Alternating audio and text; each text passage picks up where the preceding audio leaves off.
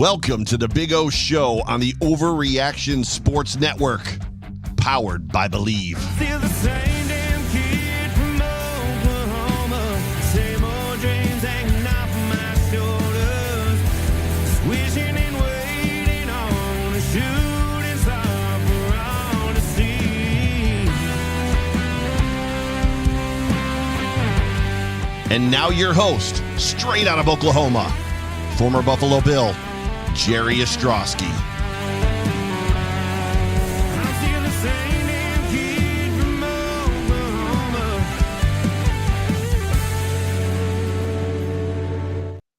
Welcome everybody, as we are getting ready to start another Big O Show on a Thursday night. Well, actually, it's not Thursday night, it's Wednesday night, special edition, as we fill in for Spence and Joe on the Hump Day Hotline. But it is another edition of the Big O Show here on the Overreaction Buffalo Sports Network. I am the Big O, and I'm excited about the show today because obviously the stakes go up a little bit this week. And if you haven't been paying attention, tomorrow night at 8:15 Eastern, 7:15 Central Time, we play this team known as the Miami Dolphins. Buffalo Bills go into Hard Rock Stadium, -2.5 is the spread. 2.5 points, folks. Miami's getting that because it's Thursday night at home. You can basically call this game a toss-up, but excited about tomorrow night's game. Hey, if we're going to play one of these Thursday night games, let's do it early in the season. Obviously, we get the win against Arizona at home, our home opener this past Sunday. Yes, all football games are physical, but not an extremely physical football game. We do have some injuries to talk about. We'll get Dr. Brad Bowen in from Driven Physical Therapy here in a few moments to talk about those injuries, as he's broken some of those things down when we start talking about Taron Johnson and the likes, and give you his opinion on what's going on. But we'll talk to him. And then also about 8:20, 7:20, we'll bring in Sam Marcoux. And Sam does a podcast in Miami called Believe in Perfectville, because as you know, the Overreaction Buffalo Sports Network is powered by Believe. And if you're watching on Facebook Live or X, hop over to YouTube and get in the comments as always. If it's something that's good, something worthwhile, we'll get it up on the screen. But Sam will join me, and we'll talk a little bit about this game tomorrow night. And we'll probably have a little bit of fun. Maybe a few barbs will be thrown around, maybe a few jabs, I'm sure. But again, incredibly excited about tomorrow night. And I'm excited about you guys. We're up to 1.6 or 1.56. We're almost to, 1.59 on the subs, almost to 1.6. So if you're watching, you haven't subscribed, hit the subscribe button. And as always, hit that like button, and let's get those up there as well. Let's see if we can get a record number of likes for this show as we get ready to play the Dolphins tomorrow night down in Miami. Just a little background on this matchup as of late. The Buffalo Bills have won 13 of the last 15 meetings with the Miami Dolphins. The Bills have averaged 31.7 points against Miami since Sean McDermott's first year as the head coach of the Buffalo Bills. That, of course, in 2017. There's this guy, by the way, that kind of coincides with Sean McDermott when he took over. His name's Josh Allen. Josh Allen has been Player of the Week 5 times after playing Miami. He's 11-2 all-time against the Dolphins, and he has 41 total touchdowns versus the Dolphins over that span. Another little bit of a head-to-head statistics, so to speak, and I always like to find stuff on Twitter. I like to read it if it's good. This credit goes out to put Steve Tasker in the Hall of Fame. If you know him, let him know I'm talking about him. If you're watching, I appreciate you. But just a little comparison between Josh Allen and Tua Tagovailoa. And if you look at their head-to-head matchups in the last 7 games, completion percentage, Josh Allen, 68.4, Tua, 61.1. And you look at passing yards, and Josh Allen, 2,035, Tua, 1,454. Passing TDs, Allen, 19, Tua, 6. Interceptions, Allen, 4, Tua, 7. Josh been sacked 13 times, Tua 20. Quarterback rating for Josh Allen over that span, 108.5. Tua 77.4 rushing yards. Josh Allen, amazing 301 rushing yards. Tua 59 rushing touchdowns. Josh 2, Tua 1. Total yards per game, Josh Allen 333.7, Tua 216.1. TDs per game, Josh Allen 3, Tua 1. Head-to-head wins, Allen 6, Tua 1. And then this is the only category that Tua is better than Josh Allen. He makes $53.1 million a year, where Josh Allen makes $43 million a year. So something I thought was interesting I wanted to get out on the show. Real quick, Miami comes off of a Jacksonville victory, a very un-Miami-like result. They had to kick a field goal in the last seconds of the game. Tua ran out the clock, went over 31 yards over the last little more than like 2 minutes and some seconds of the game. And Jason Sanders kicks the game-winning field goal. They win 17-14 at home in their home opener against Jacksonville. They've got some injuries that they are dealing with as well. Raheem Mostert has already been ruled out of this game with a chest injury. Devon A-Chain practiced today. Some people said earlier in the week he'd be a game-time decision. But he, to me, and I'll talk about this with Sam in a little bit, he, to me, is the guy or the catalyst of this Miami defense. I know that Tyreek gets all the headlines, whether it's on the field or off the field, but I think A-Chain is a guy that really makes him go. Didn't have an unbelievable game last week running the football. He had 24 yards on 10 carries, only 2.4 yards per carry. But he did have 7 catches for 76 yards. His ability to catch the ball out of the backfield really gets that Miami defense or Miami offense up and going, gives Tua that outlet if he can't find something elsewhere. It'll be interesting to see how he is with this ankle injury. Again, he did practice today. Some people said he'd be a game-time decision. We'll find out more tomorrow. Jalen Phillips, the defensive lineman who ruptured his Achilles tendon last season, was out for most of the season. He's on that list, as well as Jalen Ramsey. They were limited in practice. So we'll find out more about them. But if we look at this game, this Miami game last week, just to kind of give you a little bit of background of what's going on, Miami against Jacksonville, their first game of the season. Tua was 23 of 37 for 338 and a touchdown, 62.2 completion percentage. He did have a 101 quarterback rating. Miami rushed for only 81 yards on 25 carries. Tyreek had 7 catches for 130 yards and a touchdown after his altercation or situation with the police before the game even started. We'll talk about that a little bit with Sam. But then you look at A-Chain, 7 catches, 76 yards, 10 carries for 24. We talked about that. He did have a touchdown. Waddle, 5 catches for 109 yards. Miami did have 3 sacks in the game and 1 fumble recovery.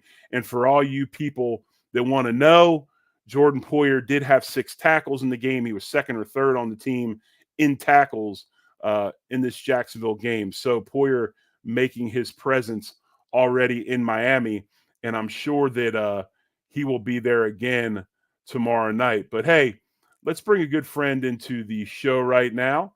And joining us from Driven Physical Therapy and Performance, my man, Dr. Brad Bowen. What's up, Brad? How you doing? I'm doing good, Jerry. How you been? I have been really good, man. I'm excited about this game tomorrow night.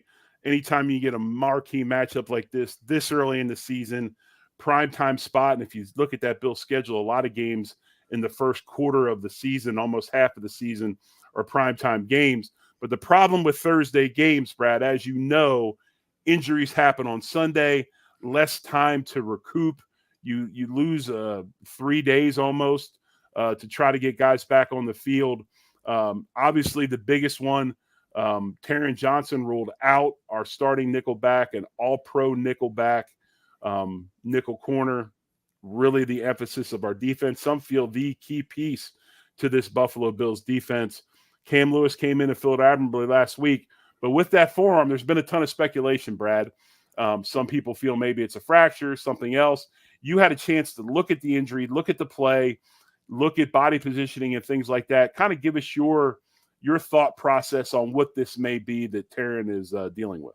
Yeah, I got a chance to look at a video that Kyle over with Banged Up Bills had done a slow-mo of.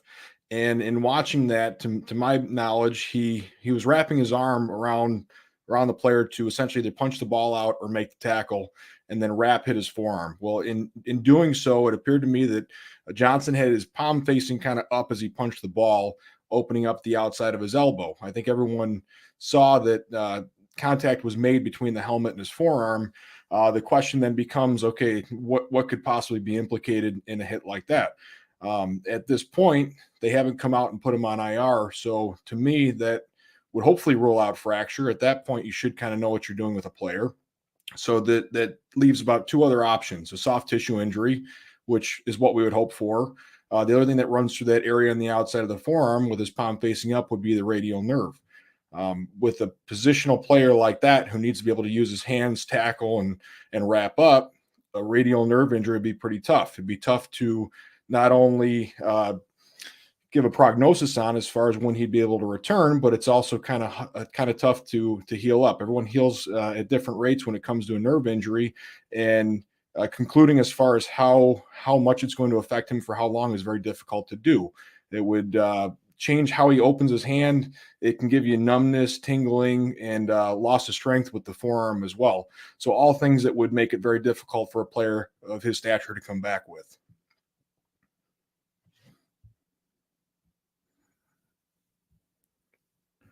Oh, I can't hear you, Jerry.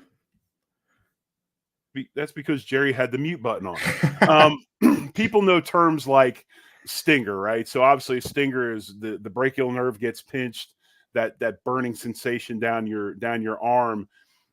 Is something like this, in which you talked about the radial nerve and stuff, is it kind of a similar situation? That nerve gets bruised and, kind of loses feeling, sensation, takes a while to get it back?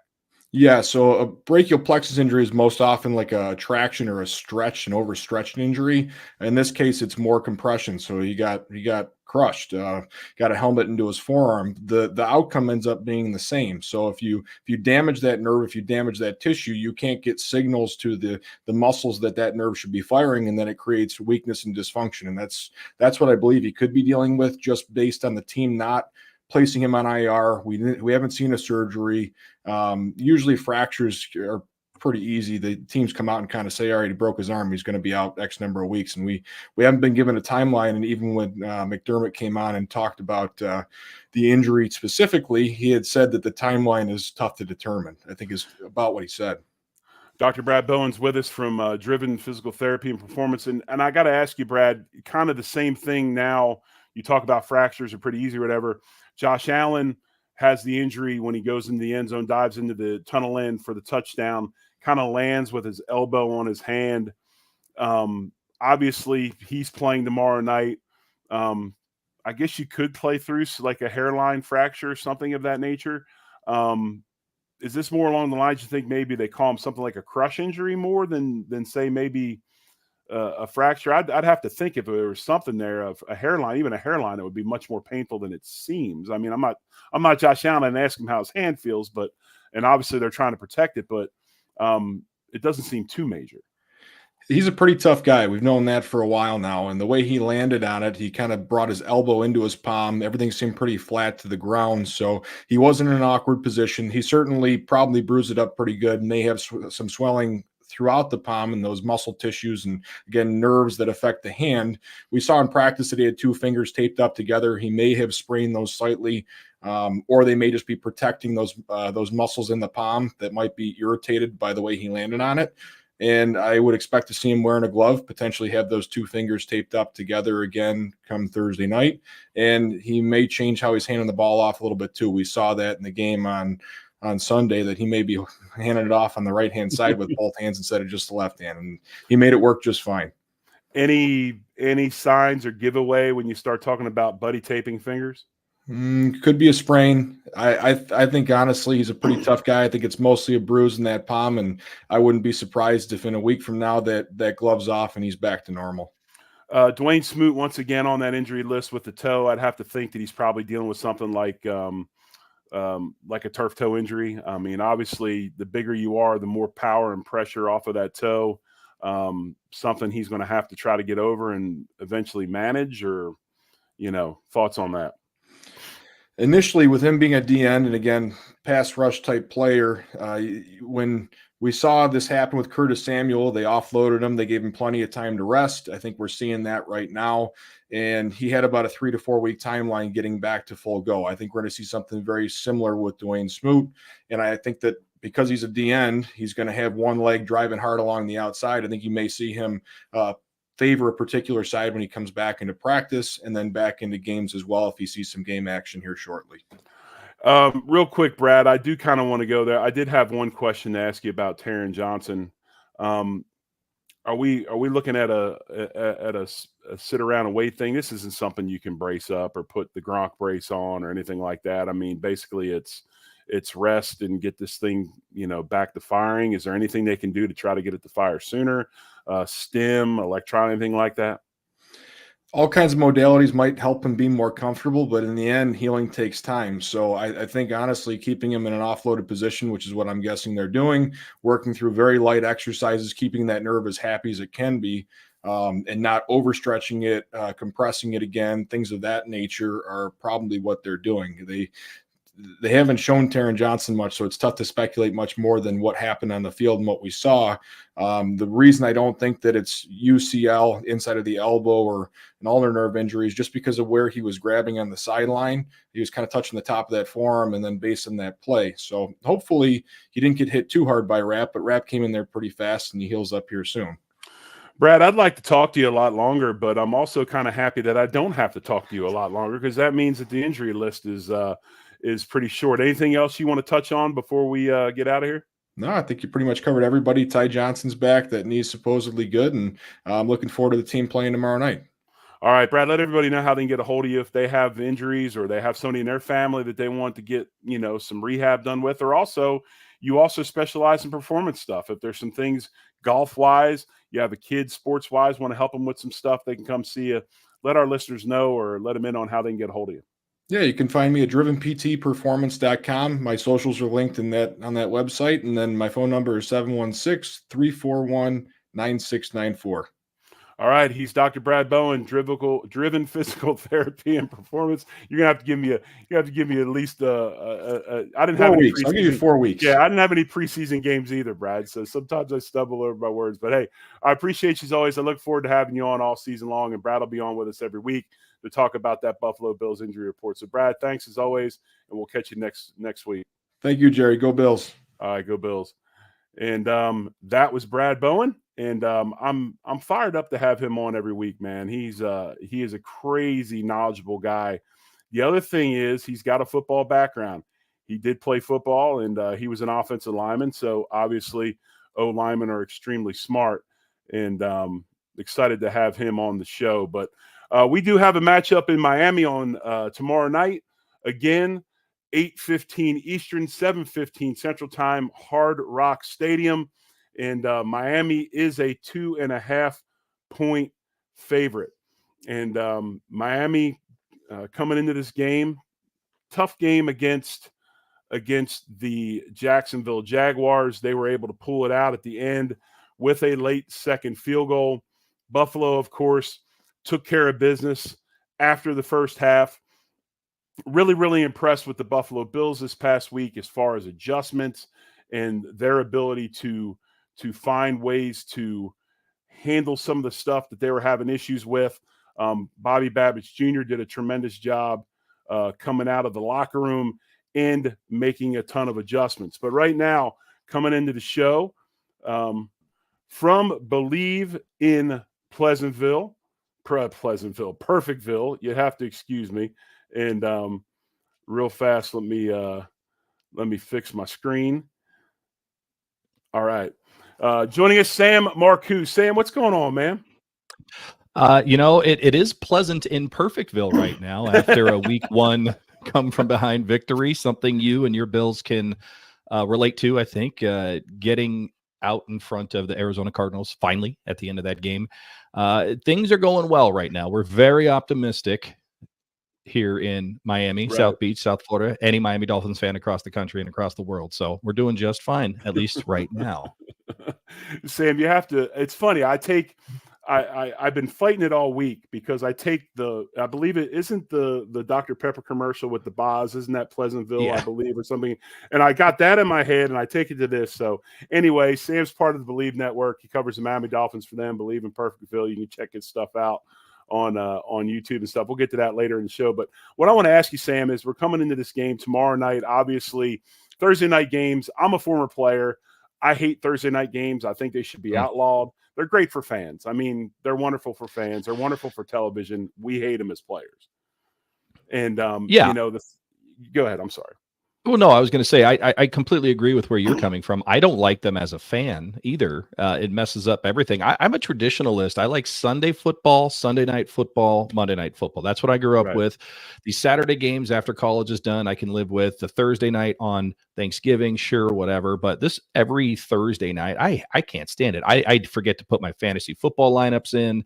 If my team's playing, I'm a nervous wreck. And then, of course, if they lose, then everyone in my family hates me for an extra 3 days that week. I mean, there's all kinds of issues. Now, which is interesting, and sorry to derail us, Greg Camarillo, former Miami Dolphins player, I was talking to him on Monday, and he said, if you're going to play a Thursday night game, you want to play it early. You want to do it early in the season, week 2, week 1, week 3, because you're still sort of fresh and you sort of get that extra bye week early as you're still getting into playing shape coming off of training camp and everything else, which I thought was pretty decent insight considering that training camp is almost, a box to check these days, it seems like, for players. So I guess if you have to play a Thursday night game, week 2 is as good as any.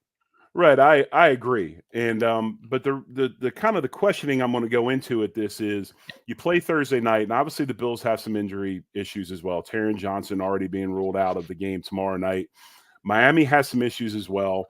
Raheem Mostard is out, the running back. And then you have the issue with Devon Achane, who, if you're playing Sunday, right, you get 3 more days to get him back to full speed. Now, I know he was limited. He practiced today. Some had said earlier in the week he'd be a game time decision. He did practice today. Me personally, I think, everybody talks about Tyreek. Everybody talks about Tua. I think this guy is the motor of this offense. I think this guy is an incredible catalyst for what you want to do offensively. Have you heard anything on him as far as his availability tomorrow? I know he practiced, and just the importance of what he brings to this offensive team in Miami. Yeah, first and foremost, I think your talent evaluation skills are top notch because he is the straw that stirs the drink. I mean, we all know where the offense is going primarily. It's going to be Tyreek Hill and it's going to be Jalen Waddle in that order. And if neither one of them are open, you're going to go check and see if Tyreek Hill is open again before you go to the third option. But the third option is Devon Achane in this instance. He's fast, he's shifty, he can break tackles. When you look at him, he doesn't look very big, but he is very strong. For a man his size, that the challenge with him is going to be durability because he does get hit, he does take hits, and it's hard when you got guys that are twice your size hitting you at full speed, and if they make direct contact, that's a problem. But when you look at, he had 7 targets and 7 receptions against the Jacksonville Jaguars. He had 76 yards. He had a touchdown on the ground with a 1-yard run, but he really made a difference in the passing game. And that's where it becomes a super challenging job for any defense, Buffalo or anybody else, because he's a running back and he'll start in the backfield and then he'll motion out, or he'll do a speed motion, or he'll just do a nice swing pass. He's so versatile in terms of what he can do, both running the ball or just getting the ball in the receiving game. He's really hard to game plan against. And he is, when they're all playing together and he's healthy and he's on the field, he's a guy you have to account for. He's not just another player. So yeah, if he plays, that changes the dynamic for the Buffalo Bills as well as the Miami Dolphins on offense. If he doesn't, well, then that's one less weapon that the Buffalo Bills have to worry about come tomorrow night. Exactly. 7 catches last week was extremely impressive. Only averaged 2.4 yards per carry, but when you get a back, especially in today's football, that can insert himself in the passing game like he does, tremendous help, tremendous weapon. And, as a Bills fan, hopefully he's limited, but I would expect him to be out there and I would expect him to be full speed come tomorrow night, because the players, like the fans, this game means a little bit more. Yeah, I expect him to play. Raheem Mostert is not going to play in this game, which is a blow. He's fast, and he was our leading running back last year. He had 20-some-odd touchdowns. But I think Devon Achon will play. Whether he's limited or not, that is to be determined. But let's also not sleep on the fact that the Miami Dolphins are pretty deep when it comes to the running back position. Jeff Wilson Jr., who might be the angriest runner in the league. He doesn't look like much, but running between the tackles, he's sort of helped us win this game against Jacksonville last week with 26 yards on like 5 carries late in the fourth quarter. And then, of course, Jalen Wright, the talented rookie out of the SEC, University of Tennessee, averaged like 7.5 yards per carry in college last year. The Miami Dolphins are very high on him. He does seem to be the future at the running back position for the Miami Dolphins, along with Devon Achon. So he could be a go here on Thursday night, and he is quite literally like nothing we've seen from the running back position for the Miami Dolphins in a very long time. So don't sleep on him either if he is activated for this game. Will do. I appreciate that. And Sam Marcoux joins us from Believe in Perfectville. And I want to talk a little bit about Tua. Obviously, Tua gets the deal done this offseason, and we kind of know how these things go. They drag on. It becomes an issue. There's talk in the locker room. Fans are clamoring. Just how much has him signing that long-term deal settled things down in Miami, kind of moving him forward as, I guess you could say, the leader of not only this offense, but this team. Yeah. Jerry, have you ever seen that poster? I'm sure you have, where it shows like the evolution of man. And as they get, from Neanderthal to Cro-Magnon and everything along the way, if you look at Tua Tagovailoa over the last 3 years since Mike McDaniel has showed up in Miami, it's like every year is another step of evolution for Tua Tagovailoa. I was talking about this on my show. When he first came into the league, the big question mark that everybody talked about, the narrative was, well, he can't throw the deep ball. He can't throw the deep pass. Well, what happened? He became one of the best deep ball throwers in the game.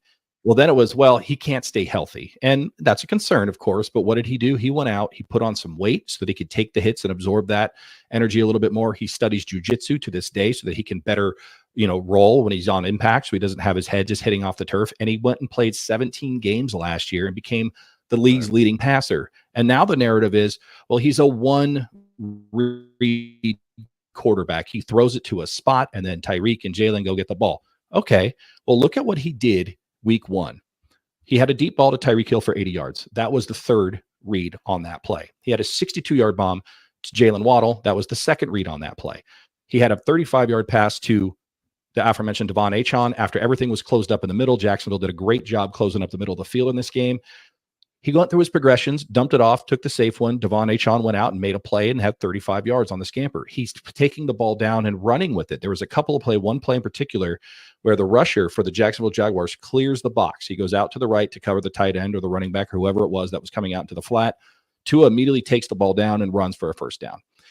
So this one read progression that people are talking about, while that may have been true, and to some level it is, he seems to just keep evolving and getting better. And while he's doing that, his confidence is through the roof. He's got the keys to the castle. He's one of the highest paid quarterbacks in the league. The Miami Dolphins said, you're our guy, and you're going to take us to the promised land. At halftime of that Jacksonville Jaguars game, the Miami Dolphins are down by 2 scores. Mike McDaniel didn't even give a speech to the players because Tua Tagovailoa walked in and started calling people out by name. And I'm talking Tyreek Hill. I'm talking Taron Armstead. He's talking about himself. He said, we need to play to the standard that we have set for ourselves. That same guy isn't doing that speech 2 years ago, maybe last year, but he wasn't doing that speech 2 years ago. He has grown into a leader. He has found his voice. He knows that the team and the fans and the community love him, and he loves us right back. And we're starting to see that pay dividends as a leader, as well as how he continues to improve as a quarterback on the field. It's quite remarkable to see his entire journey so far in this league. Well, Sam, it's, there's always a narrative, right? Somebody's always going to have a narrative. I mean, sure. Tell me, the quarterback you need in your system is the perfect quarterback.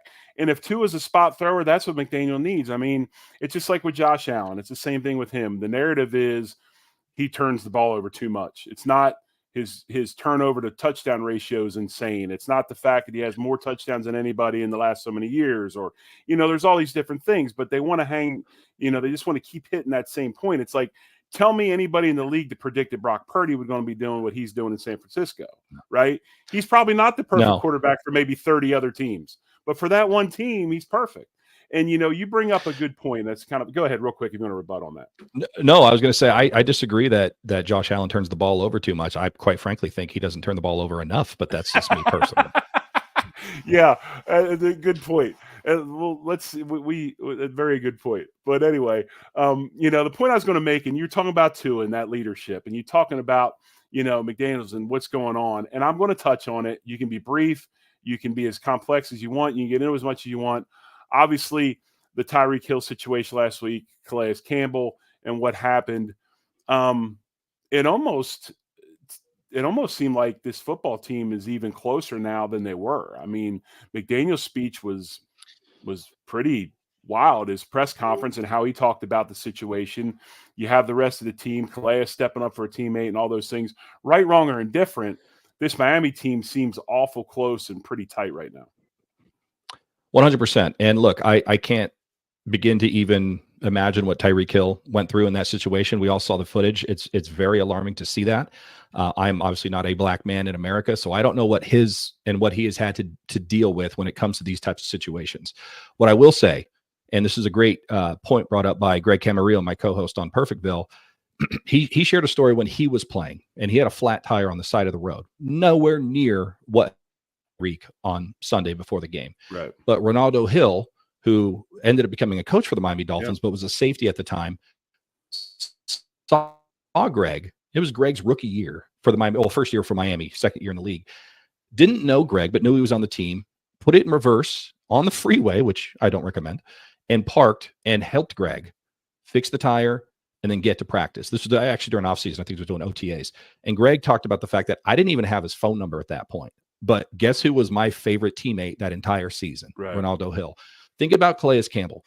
He grew up in Miami, went to the University of Miami. He's never played for the Miami Dolphins, is named a team captain for this team, and he stops and helps out and is there for him. Tyreek was scared. You could see it in the video. He was absolutely scared of what was going on. He was concerned as to what was happening, and himself, and as well as shout out to Jono, he was there as well. But Calais was cuffed. He was there for his teammate, and I think, to your point, he gets teammate of the year, regardless of what happens the rest of the year, regardless of his play. That's a guy that you want to go play football with. That's a guy you're going to buy drinks for at the bar late at night. That's a guy that you're going to check on if he's having a bad day, because he showed himself to the team. He showed himself to Tyreek, and that's a teammate. I mean, that is not going to go forgotten by Tyreek or anybody else who saw that and says, that's our guy. That's why he's a captain. So shout out to Calais Campbell, the Miami Dolphins, in one game. And oh, by the way, what did he do?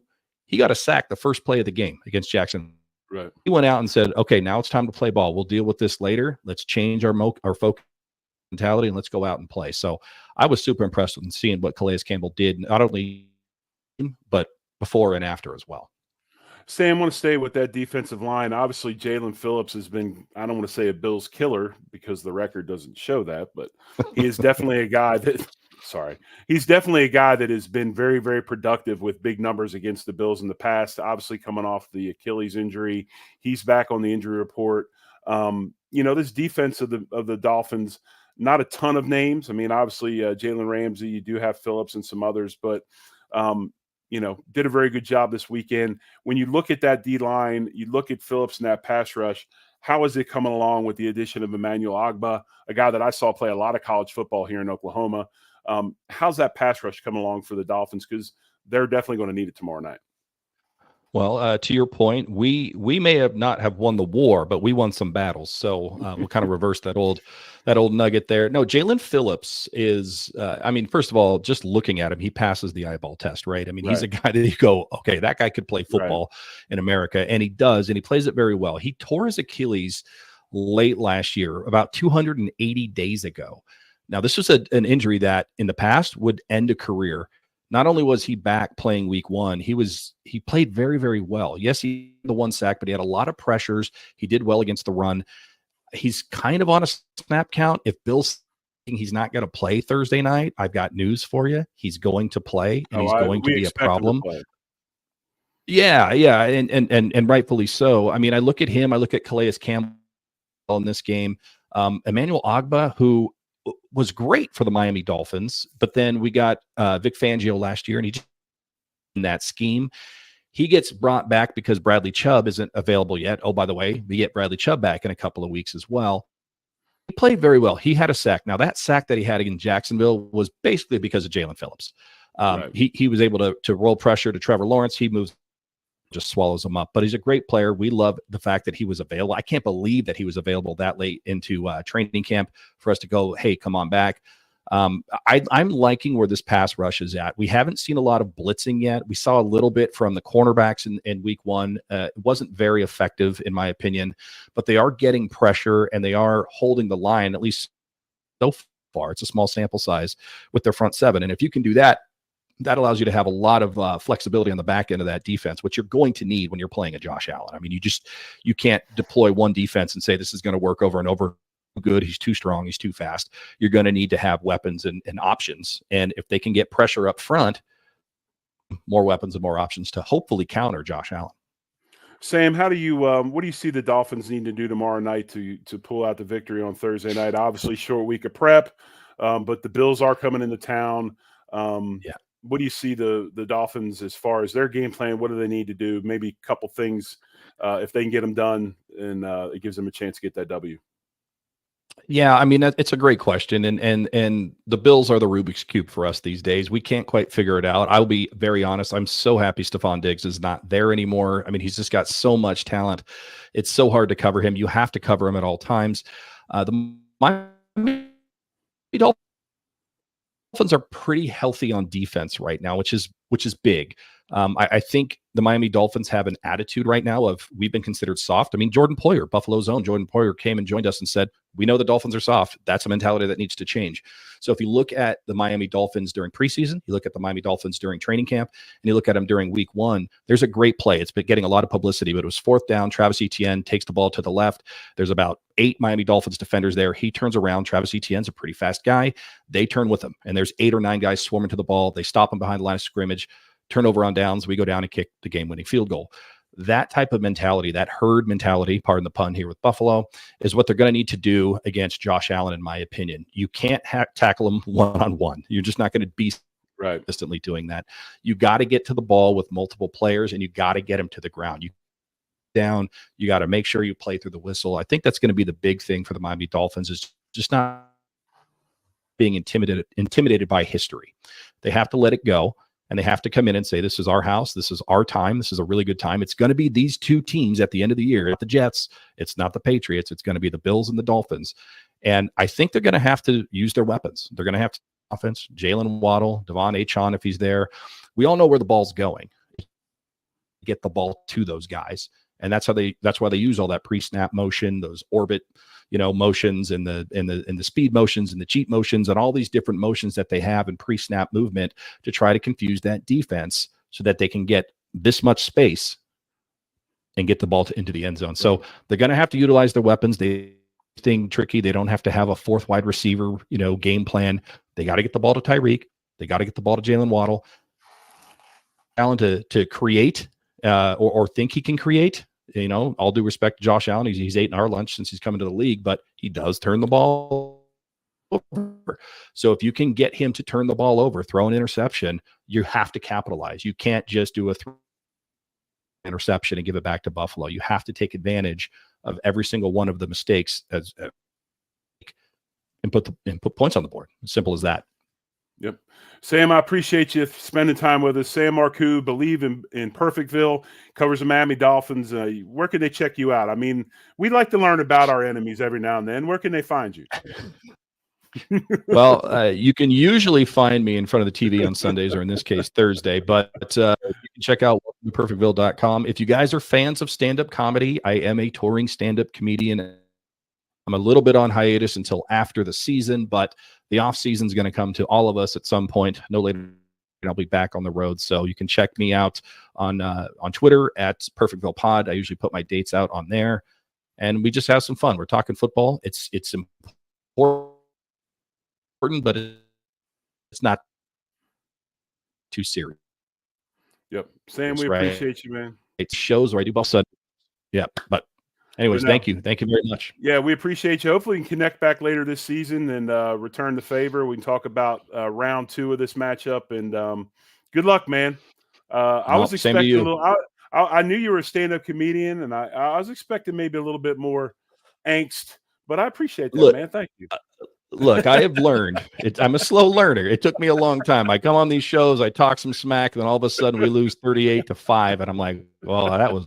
So I'm gonna wait until after we win, and then I'll just flood your Twitter timeline with a bunch of obnoxious shit. But sorry for That's the perfect. You can do that during the show. You can do that during the game. That's no problem at all, man. I appreciate it, Sam. Thank you very much. Thank you. All right, we'll see you later. Bye now. Sam Marcoux from Believe in Perfectville, Miami Dolphins podcast. You can check him out. And I appreciated him coming on and spending a little bit of time. Real quick, we ain't got much time left. But my keys to the game tomorrow night, Buffalo Bills running game has to be up and going, whether it's Cook, whether it's Davis, whether it's Johnson. Don't really care who it is. We need to get that running game going. We got to set up play action shots. That's going to get us a chance to get downfield and get this thing over the top. And I think that the Buffalo Bills are on to something with this run game. I think we'll see a little bit more complexity out of it tomorrow night. I like the way we match up against this Miami defensive line with Agba starting, without Chubb in, and with Phillips. We've got some size things that we can take advantage of. So we need to get the running game going and also set up play action. We need to limit explosive plays. Guys, it's going to happen. Tyreek's going to catch the ball. He's going to get chunks. Can we keep him out of the end zone? Can we keep those big explosive plays from happening, those momentum turners and those types of things? That's my second key to the game. And then also, and you heard Sam talk about it, people talk about Tua being a one read only guy. He is progressing and getting better, but we need to get him off a schedule. How do you get him off a schedule? We've got to get to him in the pass rush. Groot's got to continue to do what he's doing. Epinesa has to find a way to get some pressure. Hill has to find a way to get some pressure. Obviously, we had others. Von Miller showed up last week. Bobby Babbage Jr. will dial up some blitzes and those types of things as well. But we got to figure out a way to get pressure on Tua, get him off the schedule, because when he's off the schedule and he's moving, he's not Josh Allen, folks. He's not Josh Allen at all. So he tends to make mistakes when he's on the move. But, hey, we appreciate Dr. Brad Bowen. I appreciate Sam Marcoux. This has been the Big O Show special edition. As they say on Wednesday night, hump that like and hump that subscribe button as we fill in for Hump Day Hotline. Joe and Spence couldn't make it. Spence is on his way to Miami for the game. And we'll replay this tomorrow night, a little encore presentation before kickoff at 8:15 Eastern, 7:15 Central. Again, folks, we're making a run to 2,000. We appreciate you. Thanks, as always, for joining in and coming in on the comments. Thanks, man. We really do. We're humbled by it, and we were really humbled that you'd spend the time to watch what we put out there. And we look forward to bringing you more content than always. So good luck tomorrow night. Let's cheer on the Bills. Let's get a dub. And as always, folks, much love and go Bills.